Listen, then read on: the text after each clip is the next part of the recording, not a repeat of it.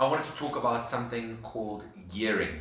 And I wanted to talk about the psychology of Pavlov's dogs and choosing a music playlist and how all three of those have a sort of symbiotic psychology, which I'm going to delve into. Which can be applied. This is not just based on training. This No, it's applied to everything. But okay. You know, the other day we were in the gym.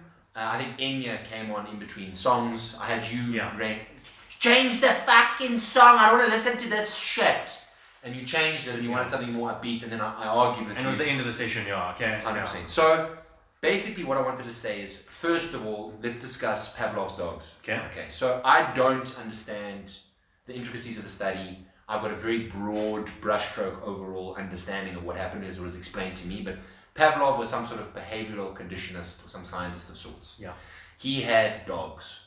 And one of the studies or one of the tests he used to do is that every time he used to feed these dogs, he used to ring a bell.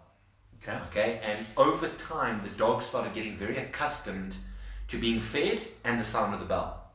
And what would happen over even more time is that Pavlov realized that if he gets to a stage, he'd just ring his bell and the dogs would start salivating. Okay. Now, why does that matter and why is that interesting? Because you could deduce that the dogs got a physiological response to an external or a mental stimulus.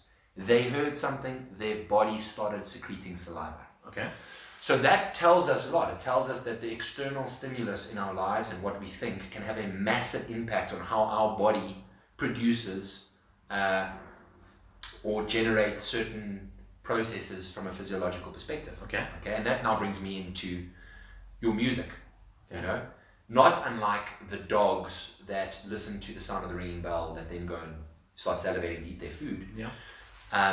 You need to start, when you're listening to a certain playlist in a certain order, maybe just before you go to gym or when you start sipping your pre-workout, you start listening to that external stimulus. Give you a bit of a hype. 100%. And your body actually starts recognizing the familiarity, those patterns, those ingrained patterns. Okay.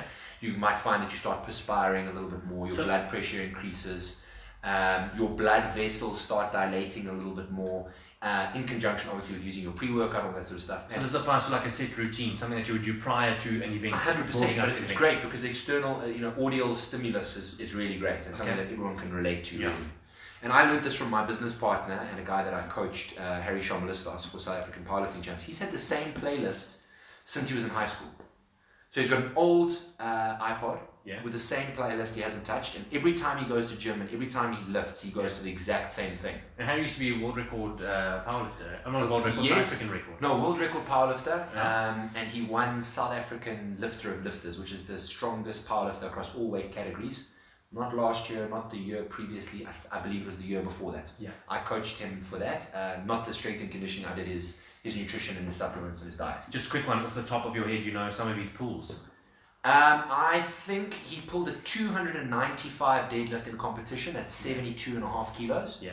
And off season he pulled a 312.5 at 82 for a triple. Dude. So that's 3 reps of 313 kilos at 82 kilograms. Ant. Yeah, it's nearly 5 times the body weight. That's ridiculous. Very, very strong. Anyway, as an aside, he would listen to the same playlist, and also he's got a ritual or routine is when he starts warming up backstage before he goes onto the platform and does his lifts. Yeah. He's got his earphones in, he's zoned out, and his coach comes and taps him when it's his time. Okay. Now the point I'm trying to make is, there could be you could derive some benefit in terms of trying to get the same music and the same stuff, which is difficult. I understand sometimes certain songs you drive and they're completely killed, but that there can be a lot of value. So yes, sometimes I play the same playlist over and over in the gym, but people are getting that gearing response. They're realizing it's time to lift, and they're going to get that physiological adaptation or that physiological response to the external stimulus, which is important. That brings me to the third topic, gearing. Okay. Now, if you were to travel in your car to Durban from Johannesburg, it's very safe to deduce that you wouldn't do so the entire way in first gear. 100%. Okay, there'll be times where you need to gear down and overtake or go up hills, and there'll be times where you need to go into the longer gears. I've actually heard of a story of someone fucking driving in first gear. No time for fucking family stories. Let's discuss. Alright. Okay, back topic. Because your mom's car only has one gear. Fuck you, let's go. Okay, so, yeah. I had this perfect opportunity for a mom joke earlier, but I'm trying to keep it professional. Okay, let's go. So, she's got one gear, and that is.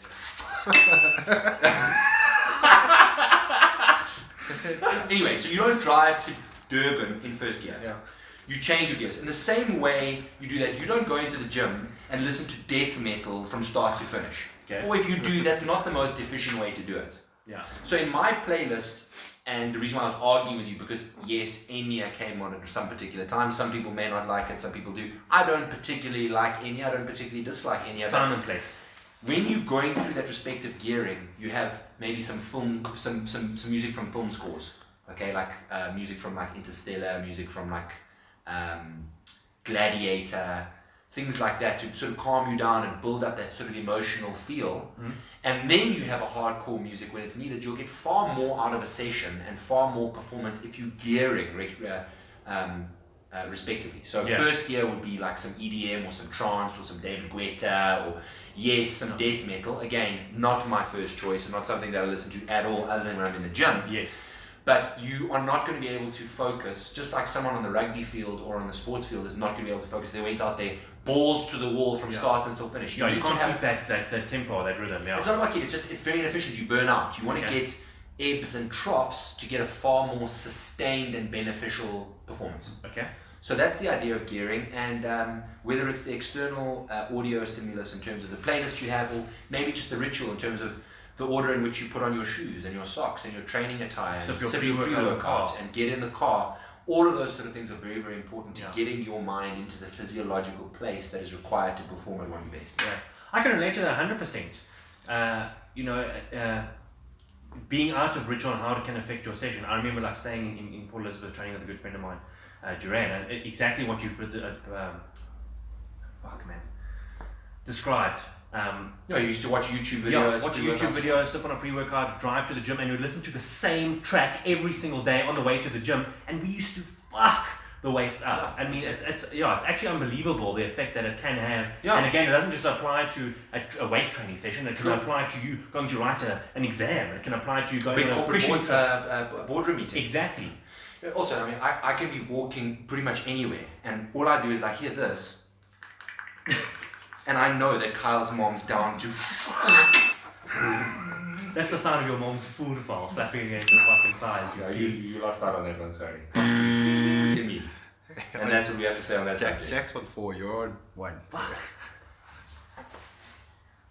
I need to up my game now. I had a perfect opportunity, but you were in such a fucking... I don't know. Just like I hear that. Jesus. I know that Kyle's mom's down to fuck, that's good.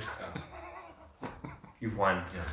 Also, another is very often when certain music resonates with me, kind of like the song that I first made love to Kyle's mom to.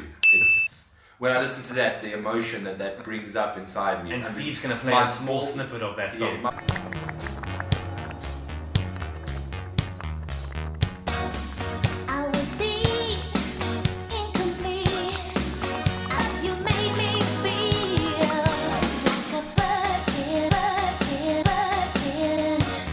my balls tighten.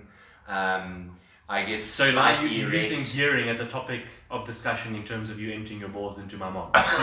you gearing up to empty. That's your it. ball. You listen to the music, the balls tighten a little bit. There's a little bit of the end of my phallus salivates slightly. Sip on a pretty nice and aspartame, insulin.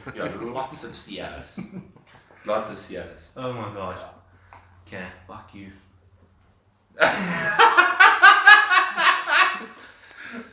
We went from gearing to talking about gearing up to empty your balls into my mother. Wow.